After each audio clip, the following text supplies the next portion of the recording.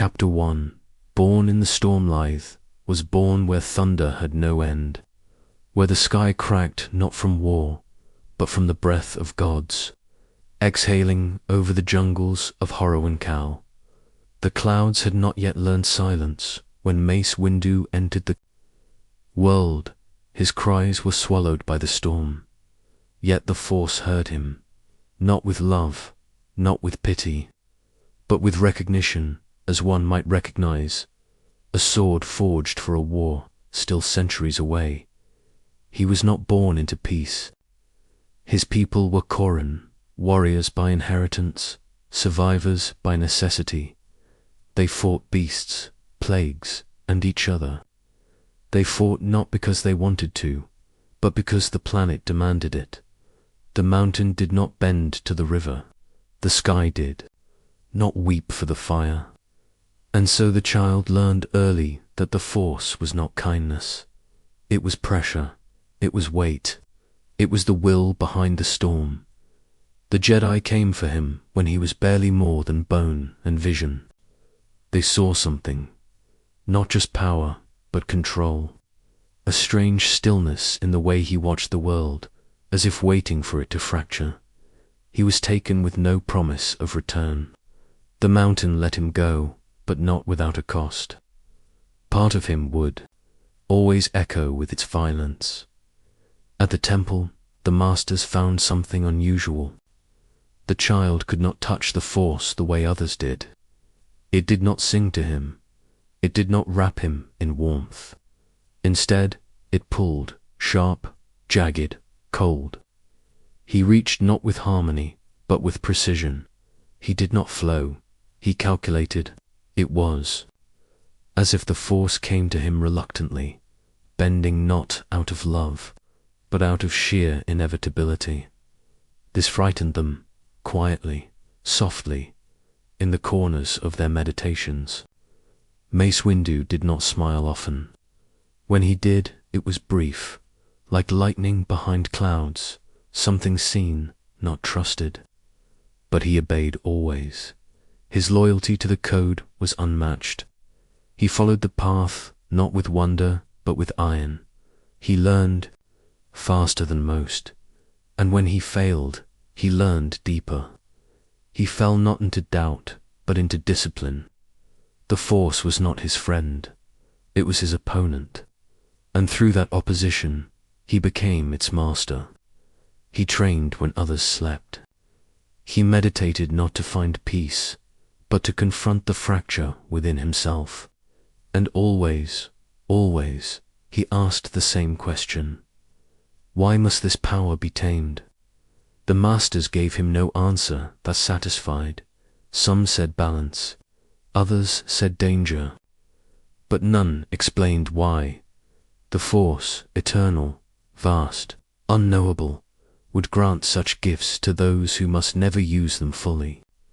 Windu saw a paradox, and the paradox sharpened him. He did not question the code out loud. He became the code, not to understand it, but to embody it so thoroughly that no weakness could ever exploit him. And yet, something watched him. Even as a boy, the dark side saw him, not with seduction, not with temptation, but with curiosity. It wondered what might happen if such control ever fractured, if the wall ever cracked, if the storm were ever let inside. He did not notice at first, but in his dreams he saw glass shatter. He saw stars collapse. He saw a blade of violet flame, his own, though it had not yet been built, flicker between peace and fury. He kept these dreams silent, even from the council, especially from the council. As his body grew, so did his presence. He moved through the temple like a shadow drawn in sunlight, clearly there, yet somehow distant. Other Padawans respected him, but did not understand him. His mind was elsewhere, his eyes always searching for something unseen. A tension in the air, a flaw in the crystal, a moment where truth would fracture into choice.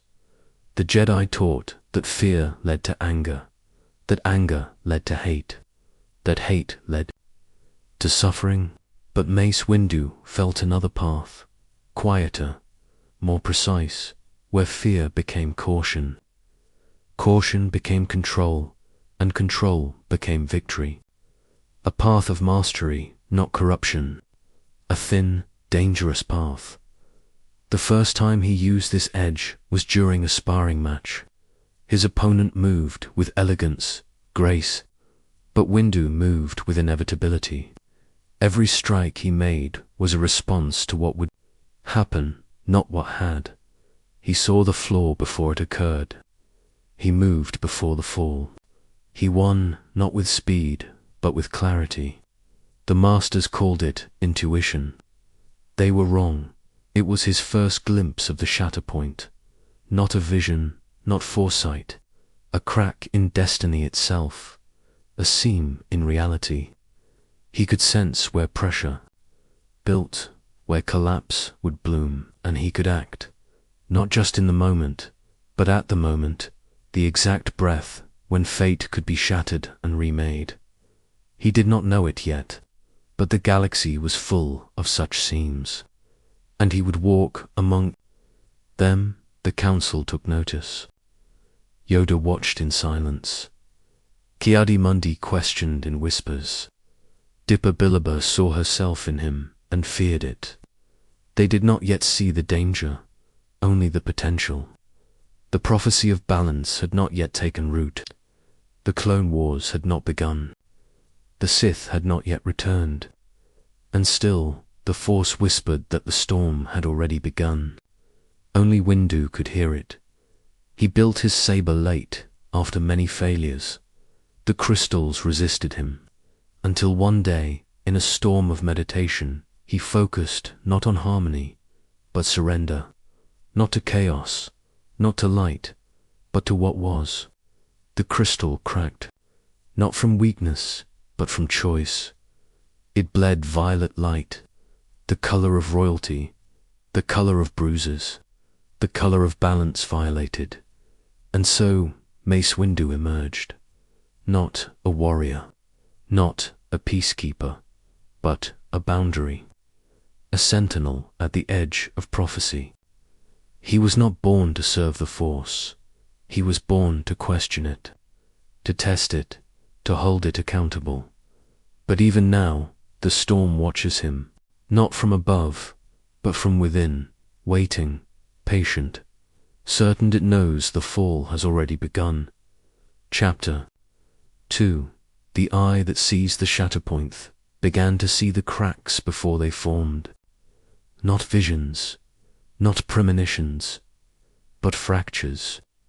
Points where the fabric of reality, taut and trembling, might split under a whisper. He did not know the name for it at first, only that he could feel it, the weak places, in events, in choices. In men, a tension beneath the surface of things. A silence too quiet to be natural. The Force was trying to show him something, not with clarity, with pressure. Mace Windu did not seek power, he sought control, but control, in its highest form, is not the prevention of chaos, it is the knowledge of where chaos will land. And when he gazed into the Force, it no longer shimmered like a river, it splintered like glass. And he walked upon it with bare feet. The Jedi taught him to be mindful of the present, to let go of attachment, to surrender to the will of the Force. But what if the Force did not want surrender?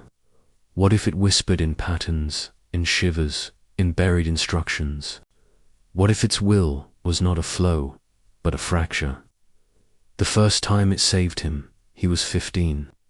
A training mission gone wrong on Chalgana. His team was surrounded. A Nexu stalked from the cliffs. Panic, movement, death ready to pounce. But Wind saw it, a branch above, cracked, rotted, balanced just so. He moved before the beast did. One strike not at the creature, but at the branch. It fell, crushed bone. The beast never touched the ground. The masters praised him, called it instinct. They were wrong. It was calculation, not of thought, but of fracture. He saw the moment where pressure had built and where it could break. Not every Jedi could understand it. Not every mind could withstand it. It was not sight. It was recognition, a knowing, a curse. He named it in silence, Shatterpoint. There were rules to it, but the rules were not his. Sometimes he could feel the Shatterpoint in an object, a ship's hull, a stone bridge, a starfighter's engine core. Sometimes in people, a lie beneath a smile, a secret beneath a calm voice. Sometimes in moments, crossroads that seemed ordinary until they bent time around them. The masters noticed. He was sent to study under Master Yaddle for a season. She asked questions he would not answer. He spoke little, but when he did, his voice was quieter than before. Not from humility, from burden. The more he used the gift, the more it changed him. He could not explain what he saw without unraveling what others believed. Not all paths led to darkness. Some led to despair. He began to see Shatterpoints in the Jedi themselves. One in Master Poof's silence. One in Master Gallia's compassion. One, worst of all, in Dipper Billiber's faith. They trusted the code, trusted their own perception. But Windu saw fault lines beneath them all. He began to believe the order stood on a fracture waiting to fall, so he turned inward. He buried the gift in discipline, in meditation, in control so absolute that even the Force had to knock before entering. His saber drills became rituals. His thoughts became walls. He crafted a mind of stillness, not peace, but architecture. He was a tower built against collapse, but even towers cast long shadows. During a diplomatic mission to Score II, he faced his first true moral fracture. The planet was teetering between war and surrender. The Jedi were to negotiate, but Mace saw it instantly. The real pivot was not in the talks, or the leaders, or the treaty. It was in a single lieutenant, a forgotten man, silent in the back of the chamber. His anger was hidden, but it pulsed like a wound. Windu felt it. The man would assassinate his king by nightfall, unless stopped. No proof, no warning, just certainty. A Shatterpoint vibrating in the air. Windu made the decision, quietly, swiftly. The man vanished. Peace followed, but Windu did not speak of what he had done, even to himself, because he had not prevented the future. He had broken it, nudged it off its course. He began to fear how easily he could do it again. The council promoted him anyway.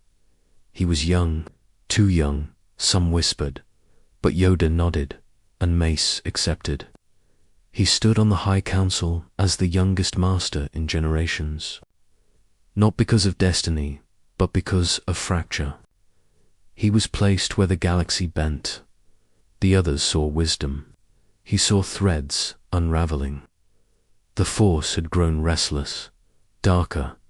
There were places he could no longer sense clearly, shadows where there should be light. And he saw a strange Shatterpoint, forming around the Senate, around the Chancellor, around Coruscant itself, but it had no shape, no center, only weight. He meditated on it often, hours in silence, days sometimes. But the more he looked, the less he saw. The Shatterpoint was not revealing itself. It was hiding. That, he realized, was worse. He began to develop a style, not just of thought, but of motion, a form of lightsaber combat, one that embraced pressure, that channeled the darkness of others without allowing it to infect. It was not peace, it was a mirror. He called it vapid, and like the shatterpoints, it was dangerous, not in its violence, in its precision. Only he could use it without falling. That, too, was a fracture. He never boasted, never explained. But the others felt it when he moved. In battle, in council, in silence. Windu had become something different, something necessary, a presence not meant to comfort, but to guard. Yet always, the Force whispered, "You see the cracks, but not what falls through." He dreamed of the galaxy as glass, of stars that broke apart like ice, of voices screaming in reverse. He saw a future where all the Order's strength could not prevent its end. A future with a name, but he would not speak it. Skywalker, he did not trust him, not because of fear, because of fracture. There was something in the boy radiant, yes, but unstable. A pulse that bent time, a fulcrum too wide to hold. Windu felt it whenever the boy was near. Destiny should not be that loud, or that fragile. The council debated the chosen one. Windu said little. He watched and waited, and within the Force, a shatterpoint widened. Not yet a break, not yet, but soon. Chapter 3. Cold glass and purple flame. There are weapons made for war, and there are weapons made for judgment. Mace Windu's lightsaber was neither. It was not built to destroy. It was not built to protect. It was built to reflect the same way a mirror reflects what lies before it, and what lies within. It would be violet, and in its glow he would walk the edge between flame and control. Most Jedi built their sabers with ease, a rite of passage, a harmony of spirit and crystal, but Mace failed. Again and again, the crystals rejected him. They did not break. They refused, as if the Force itself did not trust his hand or his heart. Others whispered quietly. They wondered if something was wrong. But Mace said nothing. He meditated. He studied. He waited. His will was not shaken, only sharpened, because he did not want the crystal's love. He wanted its truth. He traveled far, to Hurricane, to Ilum, to places buried beneath maps and stone. At last he found a crystal, unlike the rest, deep in a chasm of violet glass, beneath the bones of a forgotten world. It waited for him, silent, cold, wounded. It did not call to him. It challenged him, and that was why he accepted it. The forging was not a moment of peace. It was violence slowed into ceremony. The energy did not flow, it fought, it screamed, and Mace met it, not with anger, not with joy, but with absolute control. He poured himself into the blade, not the self the Jedi taught, the deeper self, the one made of fracture and fire and refusal. When it was finished, the blade shone violet, not blue, not green, not red, the color of boundary, the color of balance undone. When he activated it, the air bent. The hum was not smooth, it was serrated, like something sacred carved through pain. The saber did not glow, it glared, and in that glare, Mace saw something that frightened even him. Power, not in the weapon, in himself. He hid that fear beneath. Ritual. He studied Form 7. He refined every strike until it sang with precision. But Vopad, the form he created, was not merely motion. It was danger. It demanded clarity at all times. For one moment of weakness, one flicker of ego, and the user would fall into the storm they wielded. Only Windu could walk it, because he did not use the dark side. He did not call upon it. He reflected it, like a blade of cold glass others could not follow. Sora Bulk tried and fell, Dipper followed and broke. Only Windu remained, alone, always alone. Vopad was not just a combat form, it was a state of mind, a conduit, a risk. It turned his opponent's rage against them, not by suppressing it, but by absorbing its rhythm, redirecting it through a mind of unshakable control. Mace danced with darkness, not to join it, but to master it.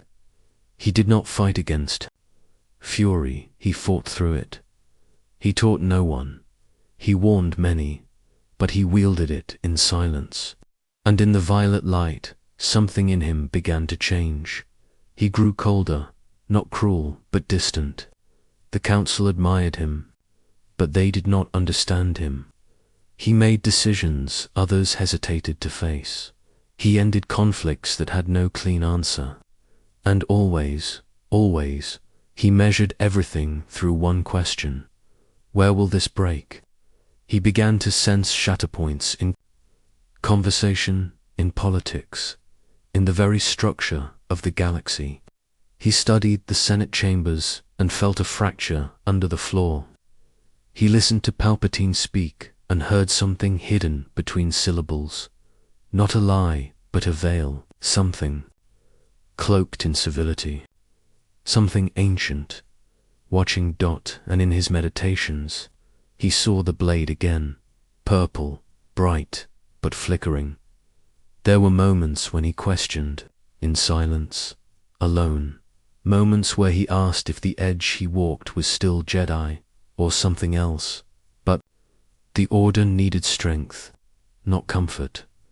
The war had not yet begun, but something deeper had. A tension in the Force, like wires pulled too tight across the galaxy's throat. Mace became the voice of certainty. His presence in the council chamber ended debate. He did not speak often, but when he did, it was final. His words carved silence. He did not seek power, but it followed him. He had become the blade, and the blade could not bend. He was sent to missions others would not touch. Separatist flare-ups, political assassinations, covert interventions buried beneath protocol. Each time he acted with precision. Each time the shatterpoints narrowed. Each time he returned colder than before. He did not question, but others did. Obi-Wan whispered concern to Yoda. Yoda said nothing, because Yoda too had seen the edge. He had seen the violet flame. He had seen the price of control. But the war was coming, and they needed Windu whole, in a vision long hidden, long forgotten. Long forgotten Mace stood alone atop the Jedi Temple. Rain lashed his face. The city burned below. In one hand, his saber, in the other, nothing. He looked at the blade, then the sky, then the blade again, and he asked, "Is this the light, or only the absence of darkness?" He woke before the answer came, because there was no answer, only the storm, only the flame, only the path he had carved with cold glass, and behind him a presence he could not see, but felt watching, waiting, smiling. Chapter 4. Keeper of the Threshold. He sat among giants, and yet none loomed larger than the silence between their voices. The Jedi High Council, 13 seats of wisdom, 12 filled with breath. One always held for the echo of the Force, and now Mace Windu sat among them, not as a questioner, but as a gate, a threshold between conviction and collapse. Not the oldest, not the wisest, but the sharpest edge in a room of mirrors. He had become the voice that ended all others. When he spoke, even Yoda listened. When he did not speak, the room remembered anyway. For Mace was not presence, he was pressure. Not a current in the Force, but a break in its rhythm. His eyes did not wander, they watched. And when they watched, they measured. He had seen the fractures forming long before others. He had watched the Republic sway on legs of hollowed law. He had studied the Chancellor's rise with the gaze of a predator unsure whether to strike, and still he held the line, not with arrogance, with necessity. He did not love the Republic, he defended it. He did not revere the Jedi, he upheld them because he believed in order, not as peace, but as fire contained, a boundary between this world and the one beyond. There were whispers even then that Windu had become too rigid, that he no longer felt the living force, only calculated it, that he had become the code itself, carved into flesh. He heard them. He did not care, because someone had to stand at the gate and watch and refuse. When Jedi faltered, he judged. When senators lied, he observed. When truths twisted into doctrine, he remained still. He was not a comfort. He was not meant to be. Mace Windu was the keeper of the threshold, the last breath before the fall. He was not blind to his own reputation. His judgments were swift, his trust rare, his tolerance for failure precise, but none could deny his clarity. In debate, he was merciless, in action, flawless, in doubt, immovable. He was not loved, he was respected, and respect, he knew, was stronger than affection. The Republic had begun to fray. The Senate grew louder, the Jedi grew wearier. Each week brought new conflicts, new systems threatening secession, new cries for war disguised as cries for peace. Mace watched, always watched. He saw the shatter points widening. He saw compromise stretch into corruption. And still the Jedi did not move, because they still believed in the structure. Mace did. Not believe, he endured. He studied Palpatine with quiet rigor, the man's popularity, his influence, his ability to move 1,000 opinions with one breath. The Chancellor smiled often, spoke warmly, but Windu heard nothing, not silence, absence, as though the Force recoiled from him, as though it whispered, "There is no center here." He brought his concerns to the Council, not as accusation, as warning. But the others hesitated. Palpatine had enemies. Palpatine had allies. Palpatine had power, and Jedi by oath did not interfere in the politics of power. But Windu knew better, because he had seen this pattern before, in broken sabers, in fallen Jedi, in lies spoken too slowly. A fracture in the Force does not begin with darkness, it begins with doubt, and Palpatine was doubt-wrapped in certainty. In a rare moment of confession, Mace met with Yoda alone. The Grand Master listened, as he always did, and then asked the question no one else had dared. "Do you believe the Republic should fall?" Windu did not answer, because the truth would have been too clean. It was not about the Republic. It was not about the Jedi. It was about the threshold, and whether anyone still had the strength to guard it. He increased his training, not to grow stronger, to remain unshaken. He walked the temple at night, listened to the stillness, meditated. In the archives where no others sat, he studied ancient prophecies with no name. He read of Sith Lords who ruled through whispers, of Jedi who lost their way through loyalty, of temples burned by those who thought they were saving them. He began to fear the Force itself had become poisoned, not by a person, by pattern. The Jedi were stretched thin, more and more dispatched to conflicts they did not understand, more and more asked to serve generals and kings. Mace argued against it. The Jedi were not soldiers, but the Senate demanded, and the Council, weary, divided. He warned them again.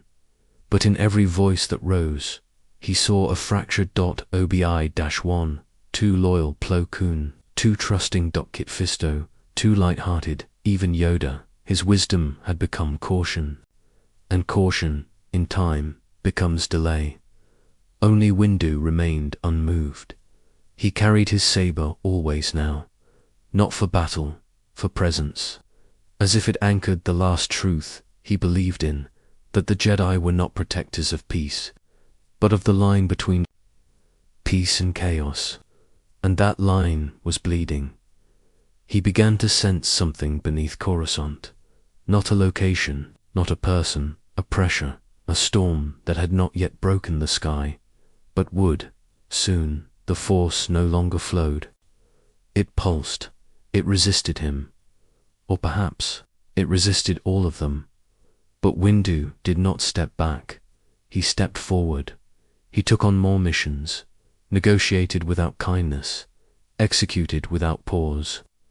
There was no room for failure now.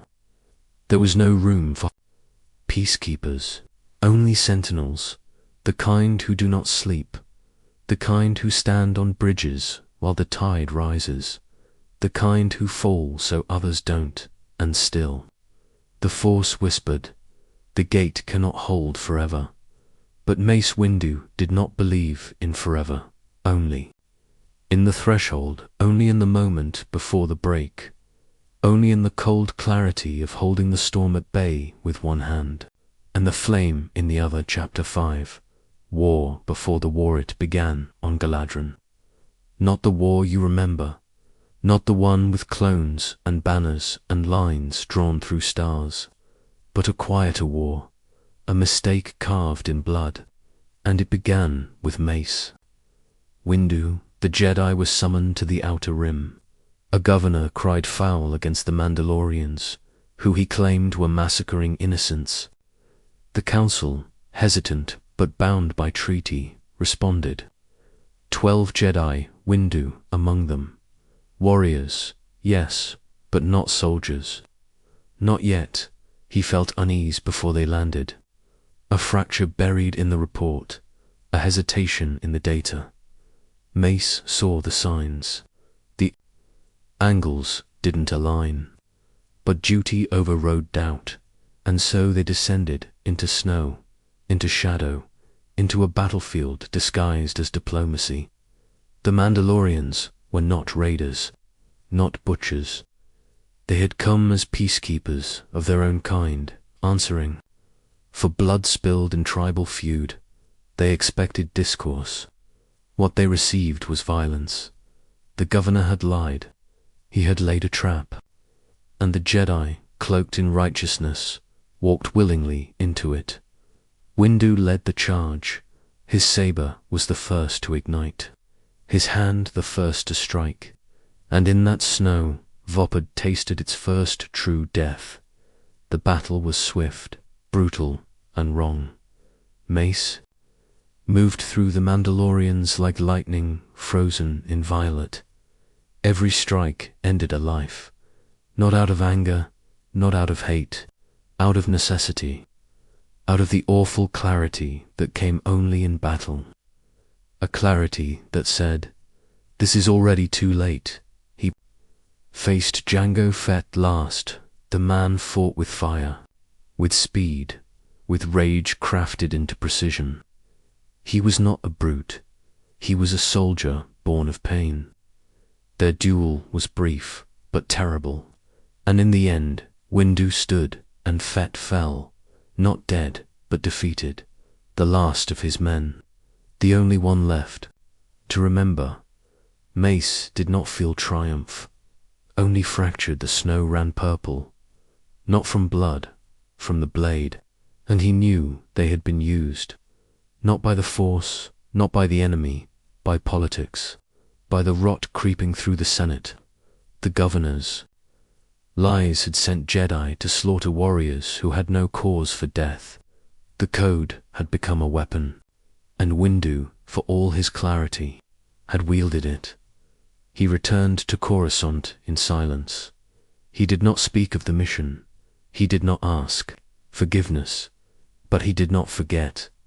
The council moved on. The records were sealed. The Republic dismissed complaints. The Jedi, once again, were proven obedient. But Windu remembered the way Fett looked at him, not with fear, not with hate, with certainty, as if to say, "This is not the last time our paths will cross." Mace felt the same. In the years that followed, his vigilance deepened. He no longer trusted reports without scrutiny, no longer accepted the word of senators as gospel. He began to test truth, to weigh each detail, to watch the fault lines beneath every mission, because war had already begun, not on battlefields, in trust. He was sent to Malastari, to Vanka, to Dantuan, skirmishes, border conflicts, sabotage, each with the same pattern. The Jedi intervened. Peace was restored, but always too late. Always after the fracture had widened. Always after someone had already chosen chaos. He began to see the pattern. Someone was testing them, not challenging the Jedi, guiding them. Through failure, through moral ambiguity, through exhaustion, 1,000 cuts, 100 frictions, all leading somewhere, all sharpening something unseen, and in the heart of it, a presence he could not name. Not ASITH, not yet, but close. He searched the archives, found whispers of Darth Bane, of the rule of two, of shadows that walked without title. The Sith were extinct. The Council believed it. But Mace had seen ghosts, and the ghosts did not stay dead. He began to doubt Anakin, not as a boy, as a pivot. He watched the child grow into a Padawan, then a warrior, then something else, something too vast, too certain. The Force coiled around him strangely, not in harmony, but in tension, as if the galaxy had placed a crown on his head, before he had earned it. Windu did not hate him, but he did not trust him, because Mace had seen what happens when too much power rests in one soul. He had seen it on Galadriel, he had felt it in himself, and now he saw it again in a boy who believed he was chosen, and in a galaxy that desperately wanted to believe it. Too, Windu carried the burden of memory, of the battle no one wanted to name, of the moment when Jedi became weapons, and he knew it would happen again, not because they were evil, because they were tired and tired. Jedi make quiet mistakes, mistakes that echo across centuries. In meditation, Mace would sometimes hear the voices of the dead, not as ghosts, as questions, Mandalorians who never meant to die, Jedi who never meant to kill. He heard their silence, their last breath before the blade, and he swore it would not happen again. But oaths mean little to the Force, especially when the war is already here. It just hasn't spoken its name yet. Chapter 6. Whispers in the Senate Rotunda. There is a silence in marble chambers louder than war. It speaks in delay, in hesitation, in votes cast with trembling hands, in applause that hides deception. And in that silence, the darkness grew, not in the outer rim, not on far worlds, but here beneath domes of durasteel and stained transparisteel, in the heart of the Republic, the Senate. Windu stood among it often, cloaked not in robes of judgment, but of restraint.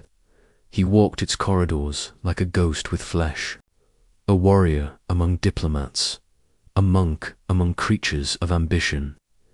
The Chancellor would call for him, sometimes in friendship, sometimes in formality, but Mace always answered, not out of trust, out of necessity, because the shadows here did not hide from the light. They wore it. Palpatine sat at the center. His voice was always soft, always steady.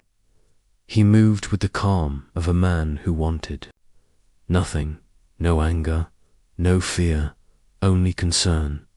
He was patient, reasonable, grateful for the Jedi's service. And Windu, despite his mastery of perception, could not pierce him. There was no tremor in the Force, no ripple, only stillness. And in that stillness, Mace heard nothing. And that is what frightened him most, because the Force is never silent, and yet, around Palpatine, it held its breath. The Chancellor expanded his powers slowly. At first, to protect, emergency decrees, trade regulations, military oversight, all wrapped in compassion, wrapped in crisis. He invoked peace. He invoked duty. He invoked unity. But every invocation brought more authority into his hand, and fewer questions. Mace asked questions, not directly, not yet. But he watched, he documented. He pressed the Council to examine Republic intelligence more carefully, to place Jedi watchmen not only on distant worlds, but within Coruscant itself. They said it was unnecessary, that the Republic was strong, that the dark side was gone, but Windu did not believe. He remembered Galadron. He remembered Jango Fett. He remembered how truth had hidden behind official language. He remembered the children burned not by flame, but by policy. He remembered the moment the code became a knife. Now he saw that knife again, sheathed, yes, but close to the Chancellor's throne. The Senate adored Palpatine. They did not see what Mace saw. They saw a man who listened, who wept when the peace failed, who bowed his head in mourning. But Mace looked deeper, saw a man who never truly grieved, only observed, as if each disaster were a necessary step, as if each crisis was expected. It was not what Palpatine said, it was what he allowed. Billions cried for Jedi assistance across the mid-rim. Trade routes collapsed. Systems vanished from the roll call. Insurgents emerged with sudden coordination, always just beyond the Jedi's reach, always just after the Senate delayed. And each delay, Windu saw, did not weaken Palpatine. It strengthened him, he whispered. To the Council in private sessions, urged vigilance, urged doubt, urged preparation. Yoda listened, cautious, still and wise. But even he, ancient and clouded, admitted something had shifted. The Force no longer flowed as it once had. The future, once a whisper, was now a storm cloud, and it no longer spoke. It withheld. The Jedi meditated. They searched. They reached into the Force for clarity, but it turned away. Windu did not know why, but he knew where it was turning, away from light. In his chambers, Mace began to construct patterns, not strategies, truths, half-truths, the ones that lived between lies and silence.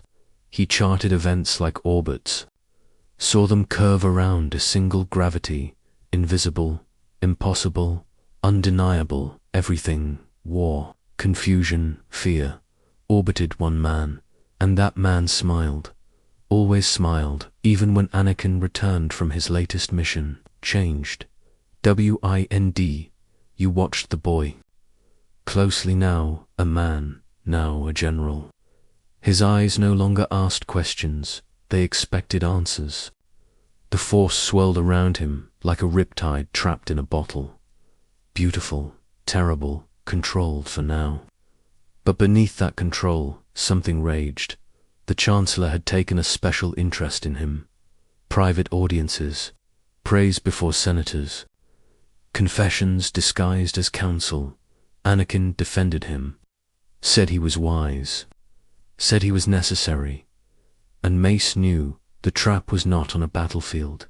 It was here, in loyalty, in affection, in prophecy twisted into policy.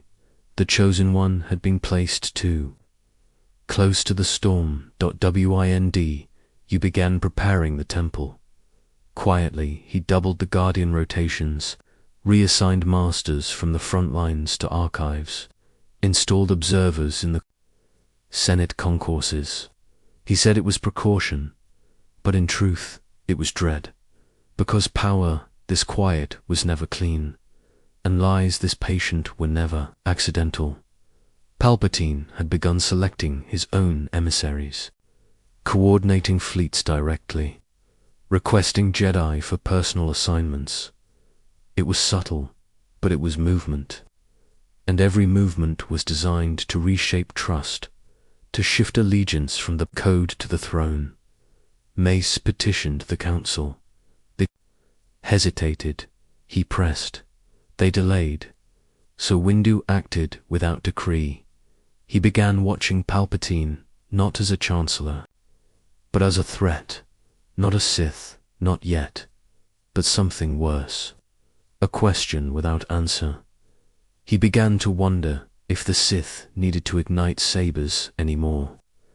Perhaps power now came not in lightning, but in paperwork, not in fear, but in favor. A shadow that governed by invitation, not conquest. An enemy who wore democracy like a skin. And in his darkest meditations, Mace glimpsed something deeper, a throne in black stone, a temple inverted beneath Coruscant's surface, a voice with no mouth whispering prophecy backwards through time, a future where Jedi no longer existed, only enforcers in white, and children who never reached adulthood. He saw it, he felt it, he feared it, but the council still slept, and Windu, alone with his knowing, could only whisper one thing into the silence. He is not what he seems. Chapter 7. The temple trembles in silence. The Jedi temple stood vast against the Coruscant skyline. 5 towers piercing the heavens like frozen pillars of flame, raised in defiance of darkness long since buried. But now, the wind that circled its spires carried whispers not from the air, but from the Force itself, murmuring of something broken, something poisoned, something shifting beneath the stone. The temple, for all its size, felt smaller. The air within it moved like breath through a dying lung. No alarms rang, no warnings flared, and yet every shadow stretched just slightly too far. The council chamber remained still. 12 chairs, 12 masters, but their voices were soft now, uncertain, conflicted, not with each other, but with the very fabric of the Force. Visions, once clear and luminous, now arrived in fragments. Dreams dissolved into cold sweat. Yoda sat motionless more often, his brow furrowed in silent agony, as if waiting for a sound no one else could hear. The darkness had not stormed their gates. It had seeped inward, unnoticed, and now it was inside. Mace Windu felt it deepest, not just as a master, but as a guardian of clarity. The Force spoke to him through motion, through tension, through the balance between light and shadow. But that balance had vanished. What remained was static, distortion. Something was pushing against the temple, not with fists, but with gravity, as if the galaxy itself was leaning toward a new center. Something hidden, something watching. He walked the halls alone at night, without guards, without formality, listening not with his ears, but with his presence. Meditation chambers echoed with unfinished prayers. Younglings trained with subtle trembling. Knights returned from war with hollow eyes and smiles that didn't belong to them. Even the air around the Kyber vault was heavier, as if the crystals themselves were beginning to mourn. He knew this was not coincidence. He knew this was design. And still, the council hesitated. The war had drained them. The death toll rose by the hour. The Republic had become a wound. Their focus was stretched thin, pulled by battles, politics, losses. The Jedi had been made generals, soldiers, executioners of policy, their robes stained with orders, their sabers lit on behalf of a Senate that no longer listened. They had become what they swore to prevent, peacekeepers without peace. Mace convened a private circle, not the full council. Only those who still remembered the danger of silence. Masters like Plo Koon, who felt the weight in his lungs even through his mask. Ki-Adi-Mundi, who admitted that clone reinforcements were arriving faster than logic allowed. Shakti, who reported cloning anomalies that defied biology. And Obi-Wan, still loyal, still brave, but disturbed by Anakin's closeness to the Chancellor. They spoke not of war, they spoke of patterns. How the enemy always knew where to strike. How every Jedi casualty advanced the Senate's power. How the Sith, though absent, felt more present than ever. Windu voiced what they feared to say aloud. The dark side was not returning. It had already returned. But it wore no mask. It wore authority. The temple archives offered no clarity. Even the holocrons, ancient and wise, had grown erratic in their response. Some refused to open. Others gave cryptic answers, or none at all. The past was crumbling. The future refused to form. And the present, the sacred moment where Jedi found their clarity, had been stolen. Mace began his own meditation in isolation. He opened himself entirely to the Force, stripped away duty, stripped away pride. He let go of history, let go of victory. He sat in stillness, in pain, in surrender. And there, for a moment, he touched something beneath the war. A vast hunger. Not emotion, not rage, just intent.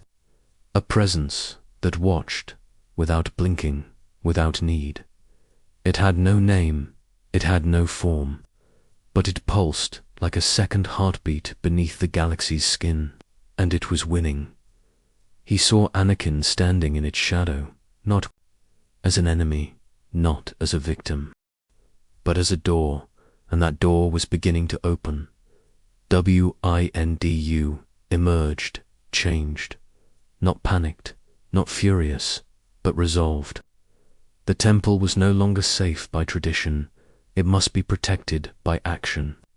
He increased surveillance around the lower archives, doubled the presence of sentinels in restricted wings, quietly reassigned youngling instructors to rotate through cloning reports and Senate memos, all without formal decree. The Force was no longer their compass. Only vigilance remained. And through it all, Anakin grew distant. He visited less, spoke less. But when he did appear, it was always with eyes searching, not for guidance, but for justification. He questioned the code openly, not to rebel, but to revise. He argued that attachment was not weakness, but strength, that passion could protect, that the Jedi had grown too rigid, too afraid of change. Windu countered, gently, but with precision. The code was not fear, it was a wall against corruption. A compass, not a cage. Anakin listened, but did not hear. The Chancellor fed that doubt. Anakin had been placed on the council, not by Jedi tradition, but by Palpatine's command. An unprecedented violation of sacred right. Windu refused to grant him the rank of Master. It was not punishment, it was order. But to Anakin, it felt like betrayal, a wound, a humiliation. And Windu saw it in that moment, the crack forming, the fracture deepening. The temple trembled, but made no sound, because its pillars were not stone. They were belief, and belief, when shaken, crumbles slowly, at first like dust between fingers, but soon like towers falling in fire. Windu watched. The holomap of the Senate, of the warfront, of the Jedi Order, and he realized they were all part of the same design. A labyrinth, a spiral, every path bent toward a center they could not see. And at that center, a throne waited, not of gold, not of blood, but of silence. A silence that had shaped the Clone Wars, had whispered to the Senate, had followed Anakin like a shadow. A silence that had entered the temple not as an intruder, but as Destiny, Chapter 8. The voice behind the throne of the Republic, was not built of stone or crystal or fire. It was fashioned from illusion, raised slowly by words, polished by policy, unveiled in trust. At its center sat a man, draped not in darkness, but in light. A light so constant, so comforting, that none could see the abyss beneath it.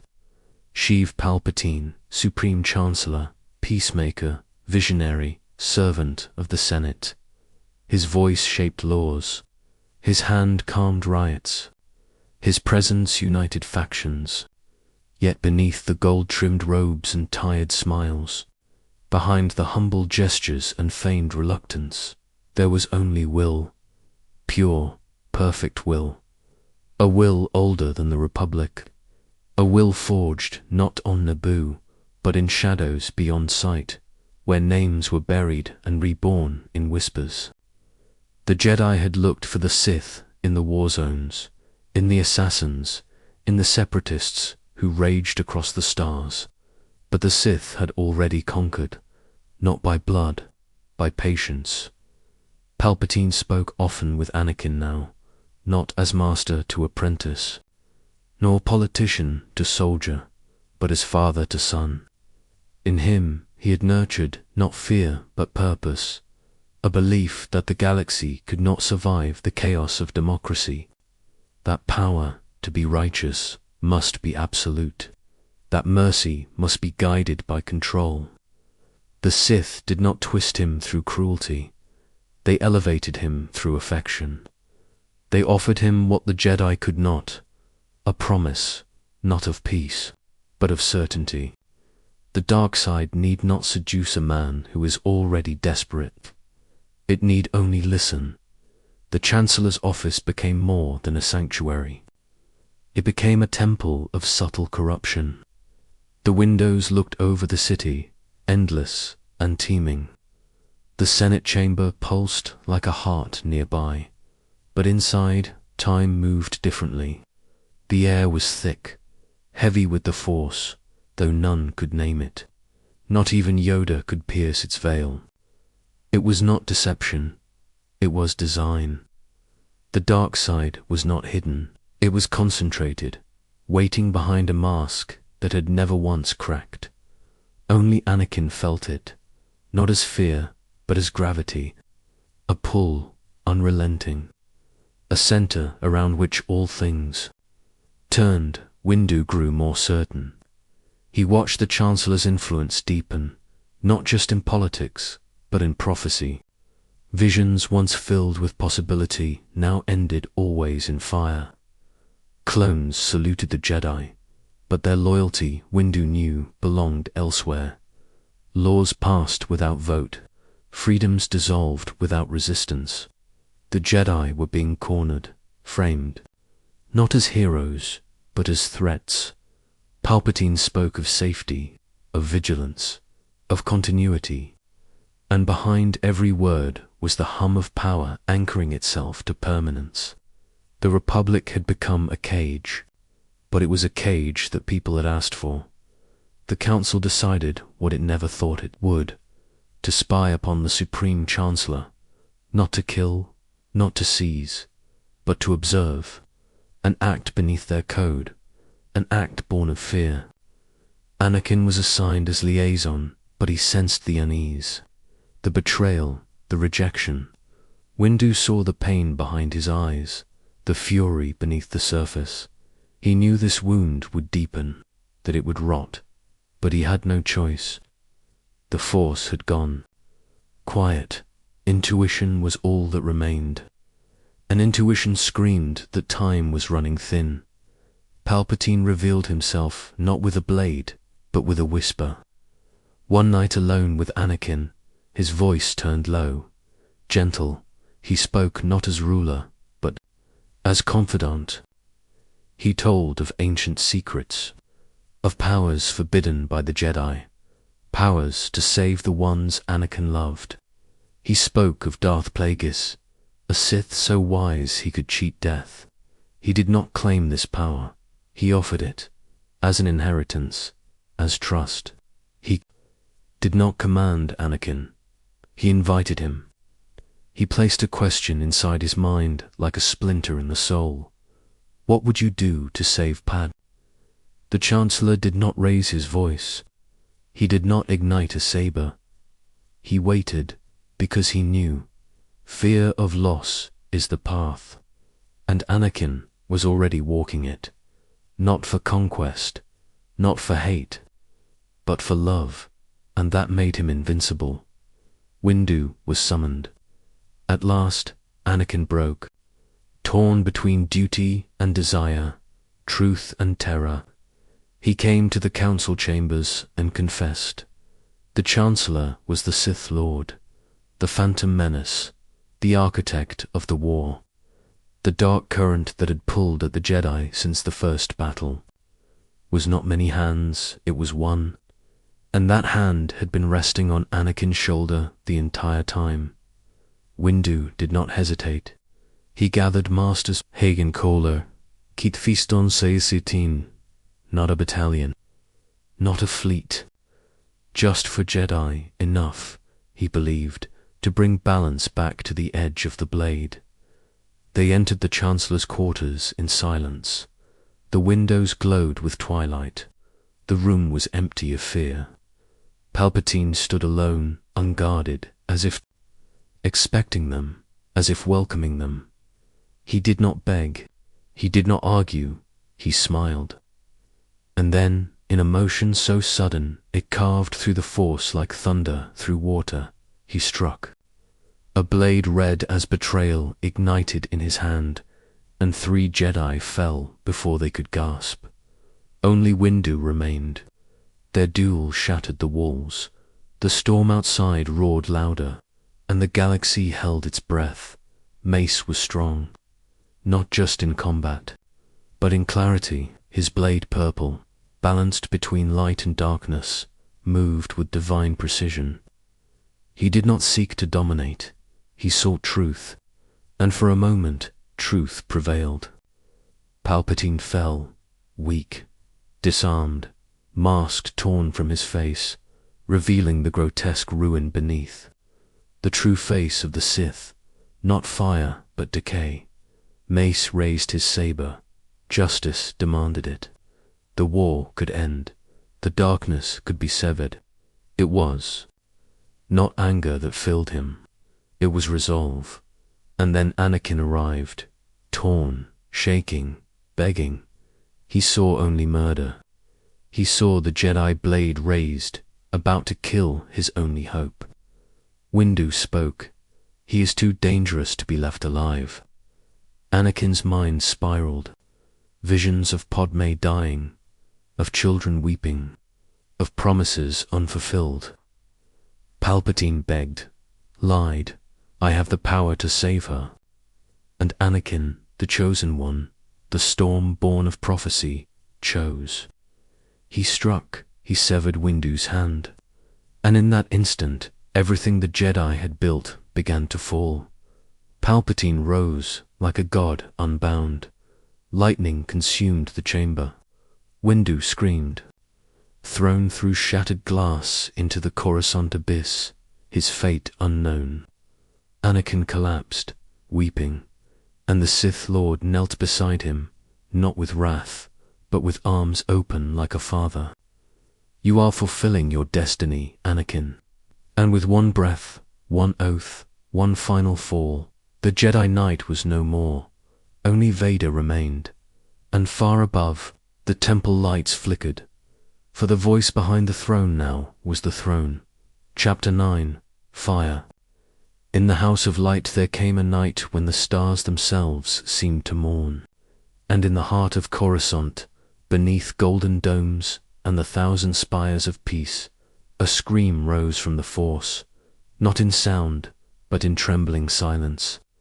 It was the scream of prophecy unraveling, of truth burning behind the eyes of those who had mistaken their station for salvation.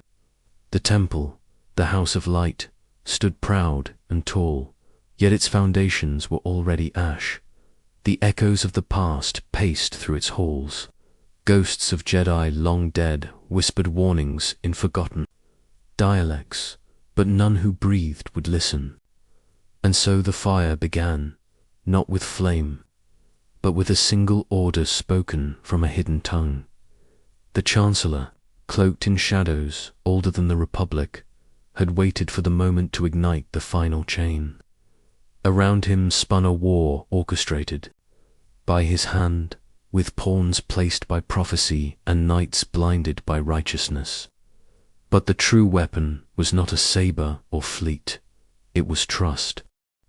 And none trusted more dangerously than the Jedi. They walked into his chamber seeking justice. Not knowing, they marched into myth. For masters, the mightiest of the old code, each bearing the weight of 100 battles, strode into darkness disguised as light. At their center, Mace Windu, the blade between prophecy and extinction. In his soul burned the cold fire of unbending balance, the storm of the Vopad. He had come not to judge, but to end. The duel was never truly fought with sabers. It was fought in the Force, in threads unseen by mortals, in the trembling between destiny and doom. Sidious unleashed a scream that cracked the veil between shadows. Again Kolar fell without breath. CC-10 did not even cry out. Kit Fisto's death was a moment, a breath stolen by time. Mace stood alone, the darkness pressing inward like a tomb closing. But Vopad does not fear the abyss. It drinks it. It devours, and in that final test, Windu did not fall. He stood against the storm, and he won. But the fire was already lit, and it stood watching. Hidden in the wings, torn between oaths and visions, stood Anakin Skywalker. The boy prophesied to bring balance, now caught in the turning of fate's wheel. He watched a Sith Lord fall beneath Mace's blade, watched the supposed bringer of peace cry out in false weakness, watched the man who had offered him forbidden salvation weep before death. Mace Windu held his saber at the Chancellor's throat, and with it the fragile edge between light and dark. He spoke not as warrior, but as judge. He controls the Senate. He controls the courts. He is too dangerous to be left alive. And in that moment, history held its breath. For Anakin had already seen death in his dreams, not his own, but hers. Podmam, her life wrapped in shadows, suffocating in a prophecy not hers. And the whisper behind his eyes was no longer his own. "It's not the Jedi way," he gasped. But Windu had passed judgment. The blade rose, and the chosen one chose. The fire struck with a scream. Anakin's saber severed the hand of the Master. Mace Windu cried out, but it was not pain, it was betrayal, sacred and infinite. Sidious rose, lightning pouring from hands once feeble, now divine in corruption. Windu, the last wall, was flung into eternity. The window shattered, and with it the order. No body fell. Only silence. Only wind.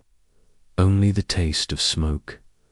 Anakin fell to his knees, not in worship, but in surrender. Sidious, now revealed in full, did not laugh. He named, he christened, he cursed. Darth Vader, and the fire spread. At the temple gates, clone troopers turned without hesitation. The command had already been ceded. The code was uttered. Order 66, the Republic, in a single syllable, became Empire. Across the stars, Jedi ignited their blades, not against Separatists, but against betrayal. Masters fell beside Padawans. Younglings died with questions in their eyes. In the sacred halls of the temple, blood replaced scripture. Vader walked beneath the statues of old masters. Each step echoed like a funeral bell. None stopped him, none could. He was no longer Skywalker. He was the storm reborn. The archive chamber flickered with holocrons, screaming silently. Even the Force wept, recoiling from the acts committed in its name. The children did not fight. They did not plead. They only asked, "Master Skywalker, what are we going to do?" The answer came not in words. It came in silence, followed by light, followed by death. Elsewhere, the galaxy burned without flame. Kamino's waters ran red. Felucia's blossoms closed forever. Megiddo cracked beneath betrayal. The Jedi, so spread, so loyal, so blind, died as they had lived, with honor, with confusion, with faith misplaced. 1,000 sabers fell into mud and snow, and the light they held blinked out like stars at the end of time. The fire knew no mercy. It did not need to, and above Coruscant, in the spires now dark, the temple smoldered, not from fire, but from memory. Its walls had held thousands of years, but memory too can rot. The ghosts awakened. They screamed, not for vengeance, but for understanding. The archives locked themselves in sorrow. Holocrons refused to open. The past sealed itself away, ashamed of what had been birthed in its heart, and from the tallest tower no beacon shone. Only silence, only dusk. But the Force does not end. It recoils, it retreats, it waits, and in the ashes of prophecy undone, a new echo stirred. For one had survived. One who had walked into shadow not for power, but for revelation. His exile was not of punishment, but of vision. He had seen the fire long before it sparked, and he would return, though not in triumph. His name was whispered in the dying embers of the temple, a name that would carry what remained. Yoda, and far away, across stars now dimmed, the spark of Palm flickered. Her breath grew shallow. Her womb carried hope and death intertwined. And in her shadow, Vader, the chosen destroyer, stood staring into a new darkness, one of his own making. The fire had consumed the House of Light, but the scream of the Force had only just begun. Chapter 10. The exile of light. The temple was gone, not in stone, but in soul. Its spires still stood, etched against the Coruscant, skyline like fingers reaching for gods long dead. But what remained was hollow, a shell from which the light had fled. In the streets below, the Republic marched with iron breath, its banners now adorned with a new symbol, one that did not promise peace, but order. In the Senate, applause thundered for the death of freedom. And yet, across the stars, the Force still moved. It did not break. It bent, it mourned, and in its deepest chamber, it whispered the name of the one who had vanished, Mace Windu. They believed him dead, flung into the abyss by lightning divine, cast from the highest tower as if struck down by fate itself. No body remained, no burial, only memory. But death, true death, does not come swiftly to those chosen by the storm. The Force, in its last act of rebellion, held him. It shattered. His body, yes, but not his will. And so he lived, not among the stars, but beneath them, hidden in the cracks of the galaxy he had failed to save, not as a warrior, not as a master, but as exile. He awoke in silence. His hand was gone, carved away by the boy he had once doubted. His flesh was scorched, etched with the curse of Sidious. But his mind remained. It was no longer sharp. It was not a weapon. It was an echo, fragile and shivering. And in that echo, he heard only questions. What had gone wrong? Was it pride? Was it prophecy? Or had the Jedi become the very thing they once vowed to destroy? Windu had no answer. He only had pain. And pain, like the dark side, clings. He wandered beneath stars unfamiliar, cloaked not in robes, but in ash. His lightsaber was gone. His name was gone. His order, his creed, his counsel gone. But the Force did not leave him. It followed him like a shadow. It spoke not in words, but in visions.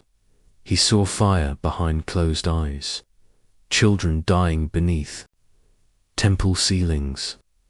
Anakin, his face masked in flame, reaching for Padme's ghost.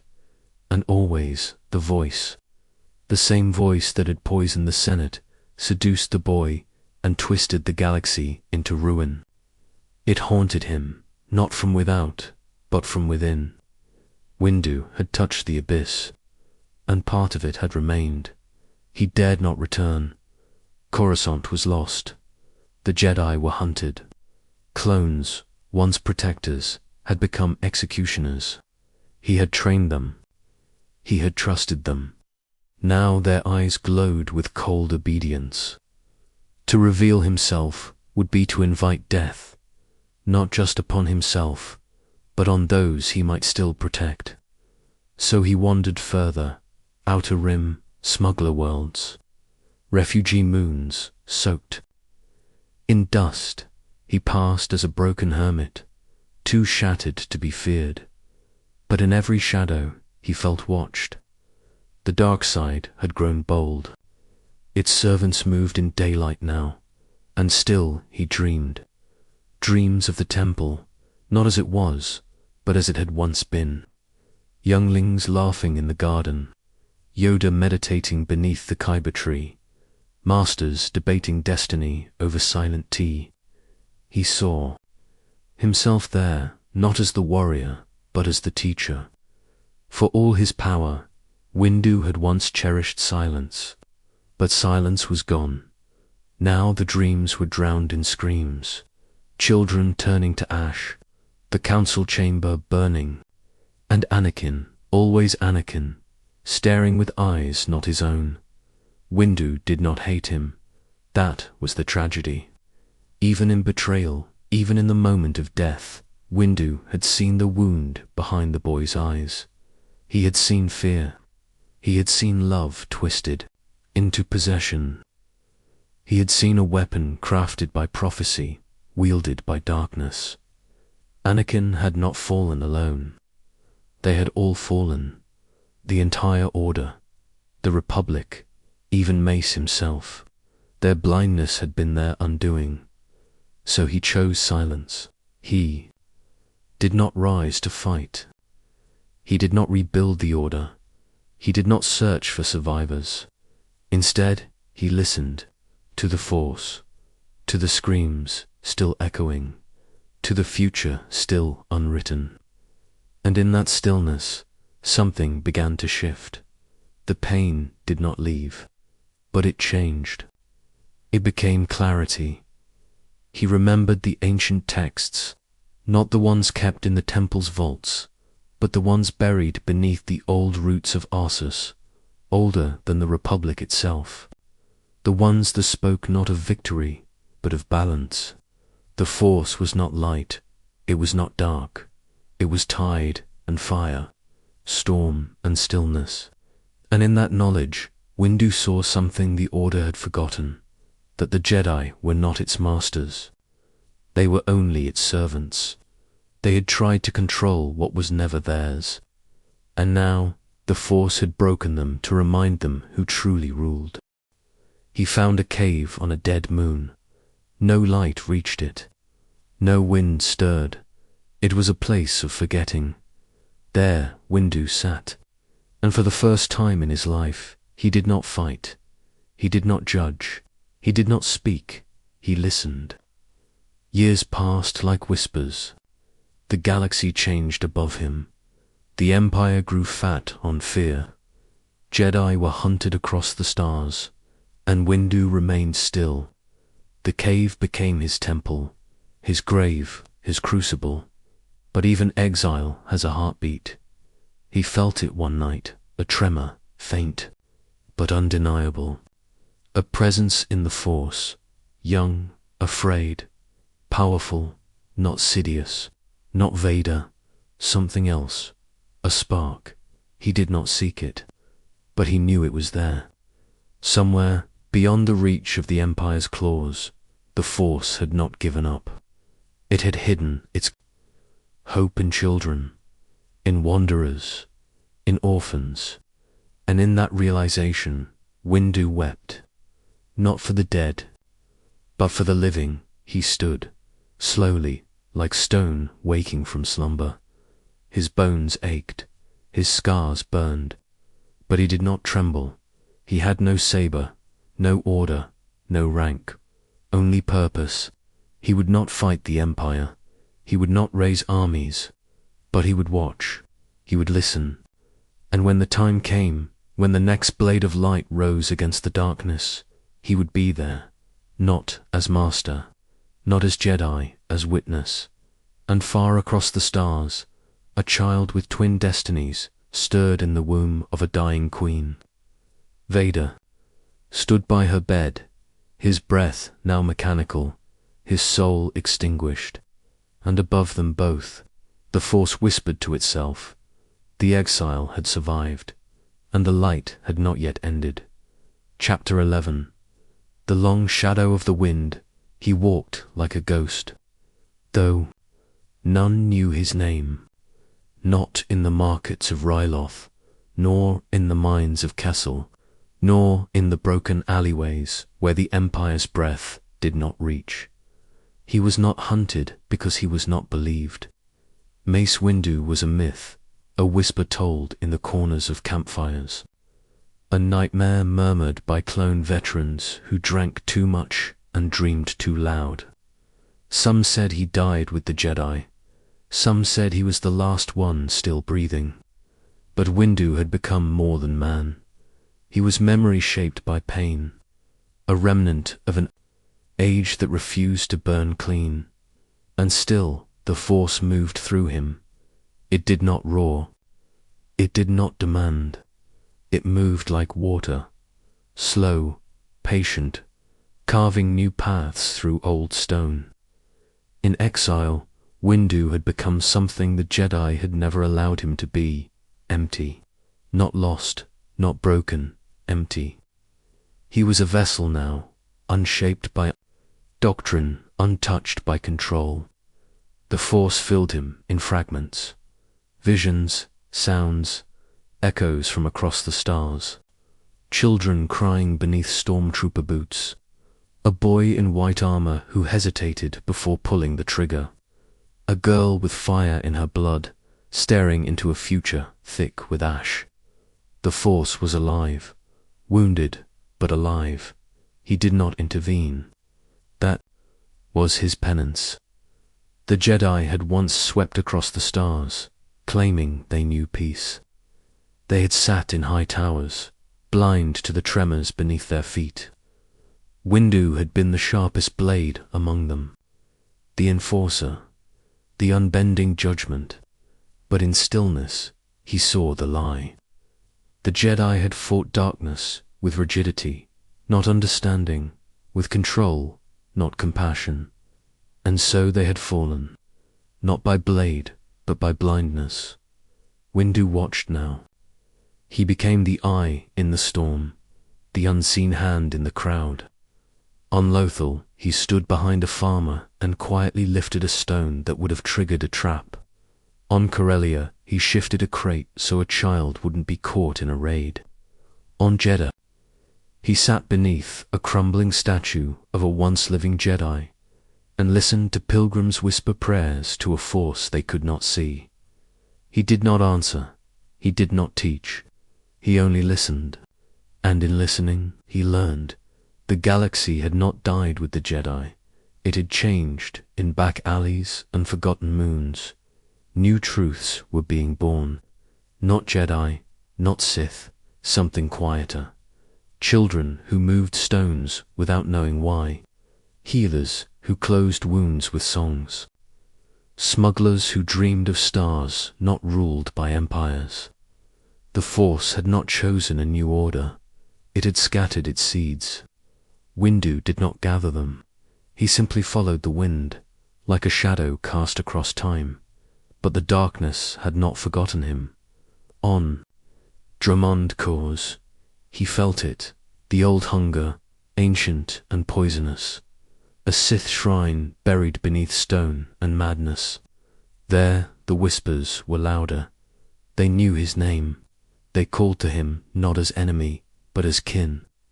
You have seen the fall, they hissed. You know the truth. You are not Jedi. You are what comes after. Windu stood before the shrine, and for the first time in years, his hand trembled. The voice inside him, the one carved by lightning and failure, stirred. What if they were right? The Order was dead. The galaxy was ash. Balance was a lie. Was this what the Force had truly wanted? For light to fracture, for power to break until only silence remained. Windu did not answer. He placed his hand upon the black stone, not to embrace, but to remember.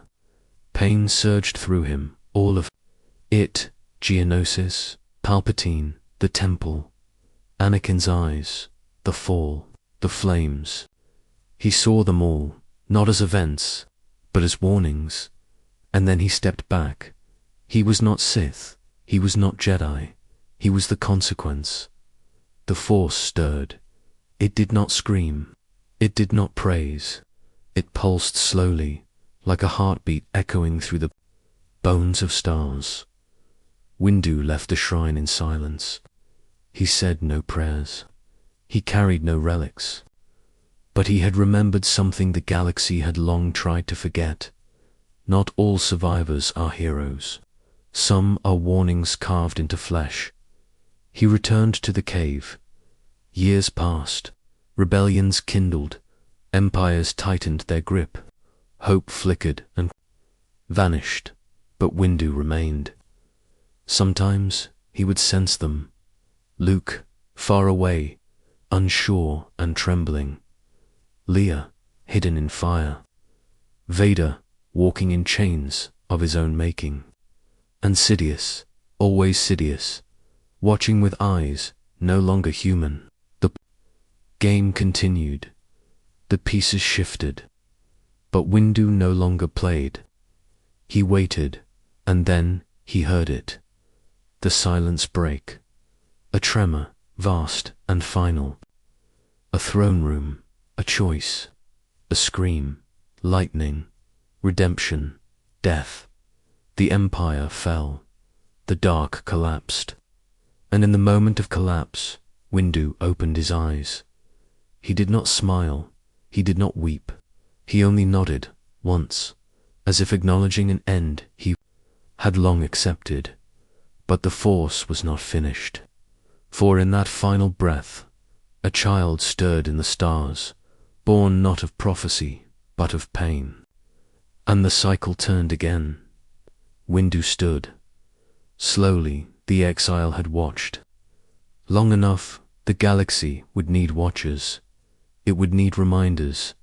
And across the stars, in places no Jedi would ever walk again, a long shadow moved, not to command, not to conquer, but to witness. The war was over, but the wound remained. Chapter 12. The Jedi who never died. They said he had fallen, that his body had been thrown from the temple spire, limbs severed by betrayal, soul consumed by lightning. They said he had died in silence, broken by the Emperor's wrath. They said the storm had taken him, and yet the storm never truly left, for in the dark spaces between death and myth, something stirred. A name, a wound, a warning. Mace Windu was no longer a man. He was an echo, and the echo never stopped. He did not seek vengeance. That desire had burned away long ago. With the order, with the code, with the boy who turned to fire. But what remained was sharper, colder, the clarity that comes after collapse. He had seen the end of the Jedi, not as a moment, but as a mirror. And when the Empire fell, when the twin corpses of Sith and clone were finally buried beneath dust, and legend, Mace Windu, did not return to reclaim a legacy. He returned because he had never left. He was the Jedi who never died. On desert moons where no Republic banners had ever flown, they spoke of him, a figure in robes blackened by ash, eyes like storm glass, voice like thunder beneath stone. He carried no saber, only silence. He healed the dying and cursed the wicked. He walked through battlefields untouched, and when asked who he served, he gave no answer. Some said he was a guardian, others said he was a ghost, but to the Force he was balance unfulfilled, an old scar that refused to close. The galaxy did not know peace, it only knew pause. The Empire had collapsed, but its shadow lingered. In warlords, in remnant fleets, in hollow thrones, hungering for power. The Jedi returned, but not as they were. Luke Skywalker built temples in the bones of the old order, but the foundations were cracked. Too much had been lost. Too much had been misunderstood. The light had not won. It had only survived. Watched, always watched. He never approached the boy. Luke was too pure, too hopeful, too burdened by legacy. He was building a future. Windu walked the past.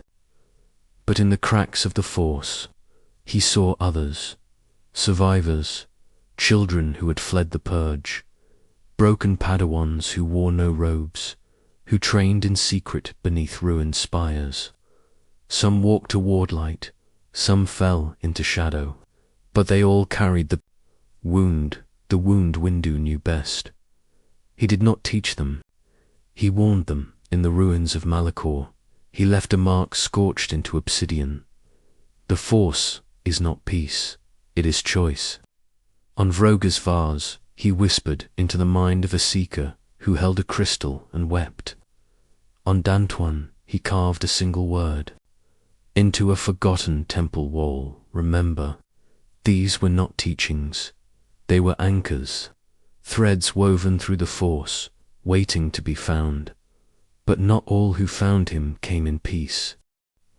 There were hunters now, not Sith, but something colder, descendants of war, children of empires. They wore no armor, carried no sabers. They killed with silence.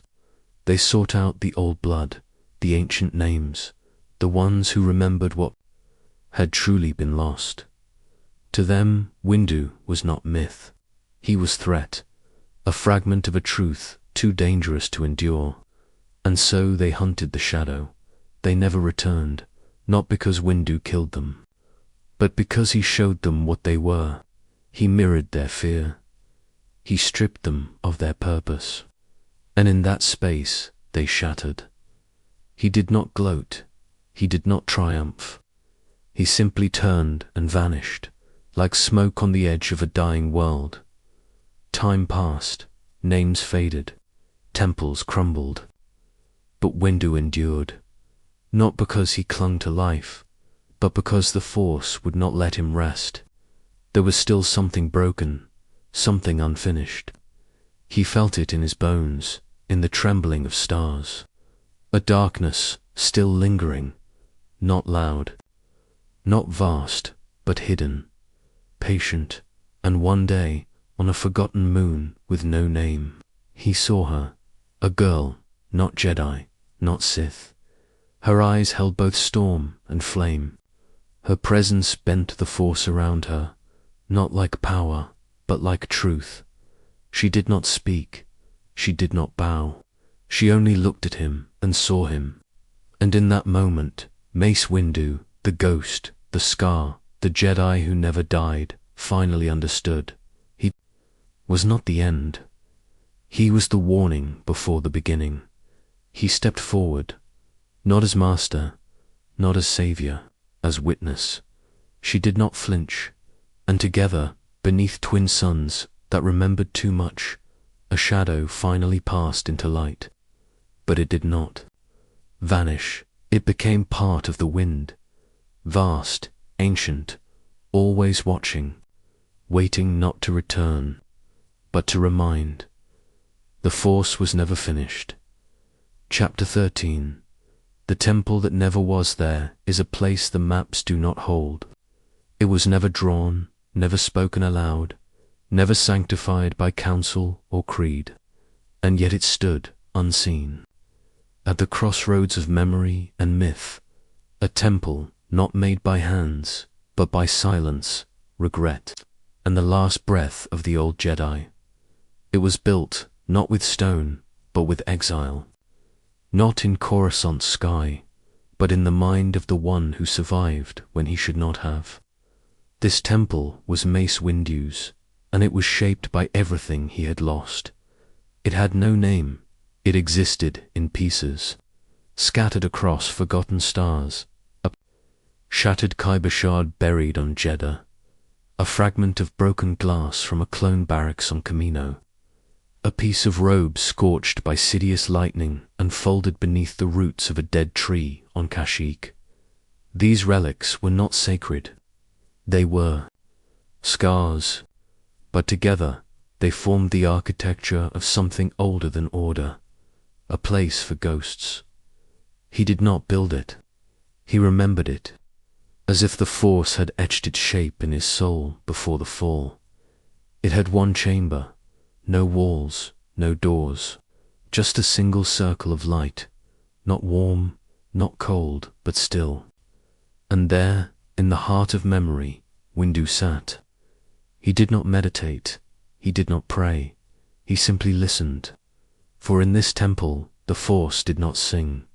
It whispered, like wind through broken glass, and the voice that came was his own, but not the self that stood before Palpatine, not the general, not the master, a younger voice. The boy who once believed the Republic was a fire that could never go out. He listened, and the boy asked, "What did we become?" He had no answer. In the temple that never was, time did not pass. It curled, it folded back on itself, revealing memories Windu had buried beneath war and obedience. He saw Dipper, her eyes hollow after Harwin Cal. He saw Anakin trembling after the Tusken massacre. He saw Yoda, silent after Geonosis. And most of all, he saw himself, always strong, always unyielding, always sure, and always wrong. The Jedi were not guardians of peace. They were agents of structure. They bent light into law, turned wisdom into weapon, chained prophecy to bureaucracy. They stood in the center of the galaxy and called it balance, and Windu had been their blade. But now there was no council, no saber, no republic to protect. Only the Force, raw, chaotic, and vast. And in that vastness, Windu began to see something not broken, but unfinished, not fallen, but incomplete. A lesson, not in power, but in surrender. He did not speak these truths aloud. He carved them into thought, left them in the dream space of the Force, to be found by seekers who walked alone. Not teachings, but warnings, not hope, but clarity. And the temple grew. Others came, not to him, but to the space he left behind. A Mirialan exile who spoke. To Wind a Nikto child who saw auras in flame. a clone who refused every order, who bore the memory of the temples burning in his nightmares. They did not call themselves Jedi.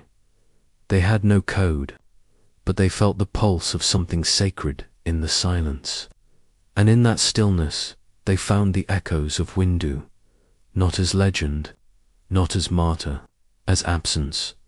But even absence cannot hide forever. One day, the Force cracked, a scream through the current, a tremor that rippled backward through time.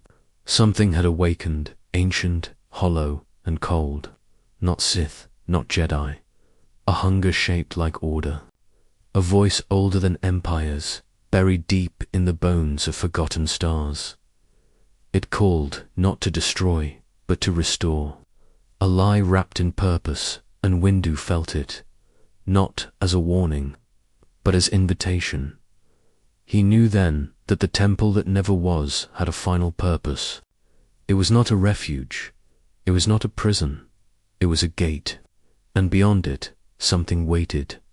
Not death, not rebirth, but confrontation. The final test. The question that every Jedi must one day face. Will you serve truth, even when it breaks you? He stood. He did not carry his saber. He had no need. For in the temple's light, he carried everything he had become. The warrior, the exile, the voice, the silence. He stepped into the current, not to fight, but to be seen. And the Force saw him. The temple shattered, not in ruin, but in release. Its pieces scattered again, not as relics, but as seeds. To be found, to be questioned, to be grown. Mace Windu was gone, and yet more present than ever. For in every seeker who walked without creed, in every child who touched the Force without permission, in every whisper that spoke of balance without victory, there, the temple that never still stood, waiting for the ones who would listen. Chapter 14. The Quiet. Before the storm the galaxy held its breath, not in fear nor in hope, but in a silence so vast it swallowed stars.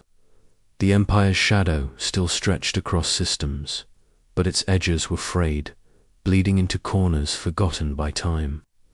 The rebellion whispered in hidden halls and ruined temples. The Force stirred, not as storm, but as a slow pulse, like a heartbeat beneath ice. There was no light, no dark, only waiting. Mace Windu watched from the edges of this quiet. His exile had become a pilgrimage of patience. The wounds of the past had not healed, but they had settled into scars, reminders carved by lightning and loss. He did not seek battle, he sought understanding. The Force was not a weapon, it was a tide, and tides always return. Across the stars, new names were whispered. Luke, Leia, Vader, each a spark caught between shadow and dawn. Windu did not intervene, but he felt the weight of their paths, the balance they carried like chains and wings. He sensed the tension, a taut string stretched across destiny. One wrong note, and the galaxy would shatter once more. The Jedi Order had risen again, fragile and uncertain. Temples rebuilt on ruins, teachings rewritten with tremulous hands. But Windu knew the truth hidden beneath the ceremonies and hope. The Order was no longer the galaxy's shield. It was its question, a question without answer, a code that no longer fit the universe's shape. In the quiet Windu walked. He did not appear in the courts of kings or the halls of heroes.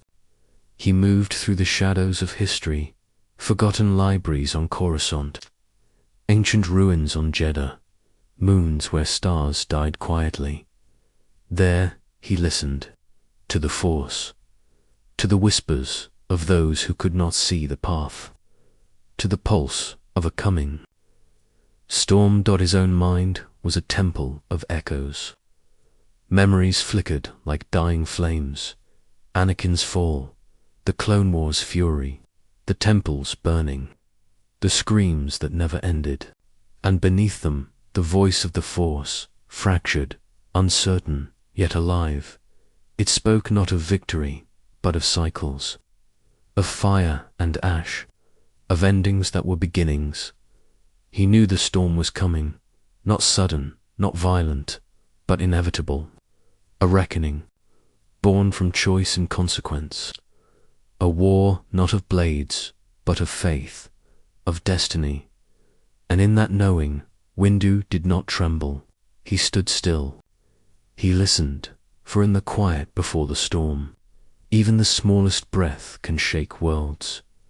Chapter 15.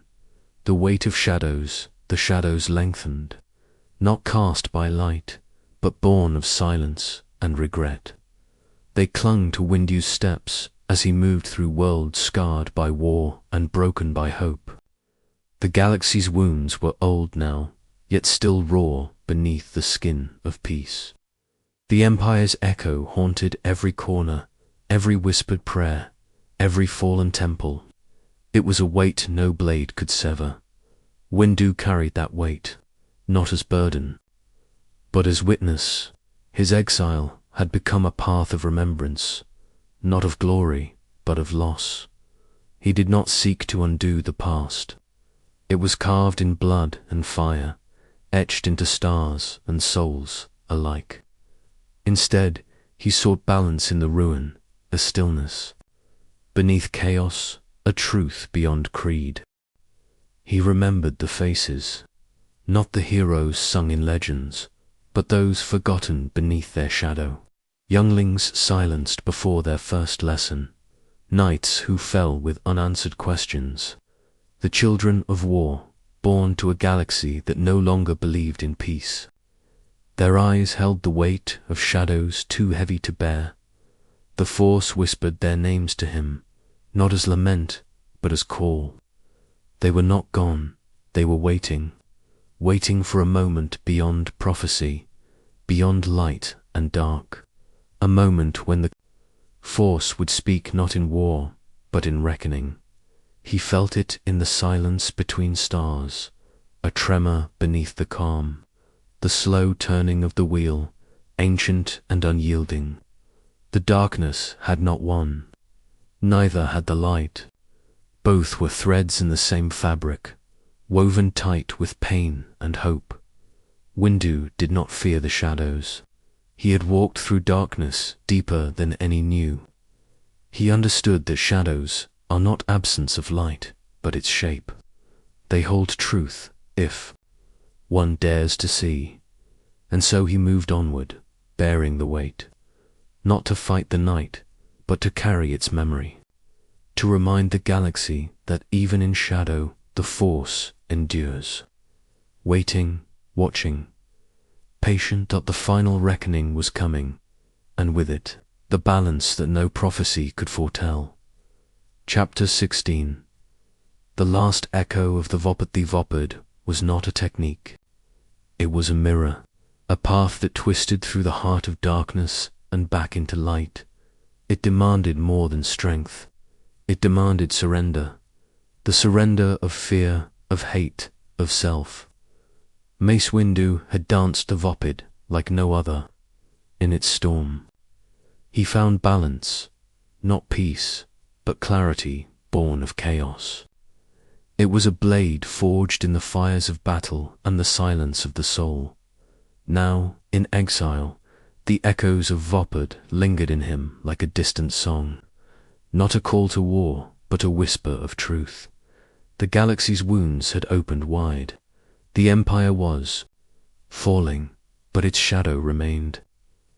The Jedi were scattered, fragile like dying stars, and the Force trembled, torn between what was and what could be. Windu had walked through the ashes of prophecy. He had seen the fall of friends and the rise of nightmares. Yet the Vopad taught him that darkness and light are not enemies, but dancers, entwined in an endless spiral. To wield the Force, one must embrace both not to conquer, but to understand. He moved like a shadow through forgotten temples and ruined worlds. His presence was a ripple in the Force, felt but unseen. He did not teach the Voped. There were no apprentices left to learn. Instead, he carried its last echo, a warning and a prayer in his mind. He saw visions, a boy with fire in his eyes, torn between love and fury. A man who wore the mask of shadow, struggling to remember light. A child who held the future in trembling hands. They were threads woven into a tapestry too vast to grasp. The Vopid was their song, the balance they would need to find. The Force whispered secrets only the Vopid could hear. It spoke of sacrifice, of loss, of redemption. It told Windu that the final dance was not yet done, that the storm was coming once more, but this time it would not be fought with blades. Alone, Windu closed his eyes. The storm inside him roared, not with hate, but with truth. The Vopid was not destruction, it was creation. The birth of balance from chaos. He stood. The exile was no longer lost. He was the last echo of a dance that would never end.